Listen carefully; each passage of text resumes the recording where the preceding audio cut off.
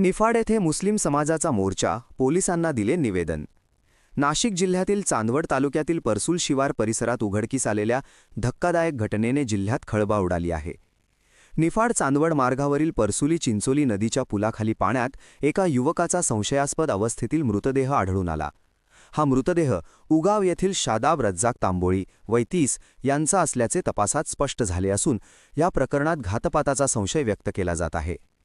मृताच्या दोन्ही हातांना नायलॉन दोरीने बांधण्यात आले होते, कमरेला वजनदार डंबेल्स बांधलेले होते आणि तोंड कपड्याने घट्ट आवळलेले होते, अशी धक्कादायक माहिती समोर आली आहे। शादाब तांबोळी हे 18 फेब्रुवारीपासून बेपत्ता होते। या प्रकरणी आधीच निफाड पोलीस ठाण्यात हरवल्याची नोंद करण्यात आली होती। घटनेनंतर चांदवड व निफाड पोलिसांनी संयुक्त तपास सुरू केला असून पंचनामा, वैद्यकीय तपासणी आणि तांत्रिक पुरावे संकलनाची प्रक्रिया सुरू आहे।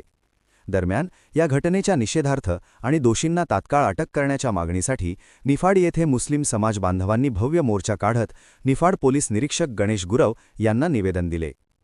प्रकरणाचा लवकरात लवकर उलगडा करून दोषींवर कठोर कारवाई करण्याची मागणी नागरिकांकडून होत आहे। Gorakh Sonawane, bureau report, Niphad.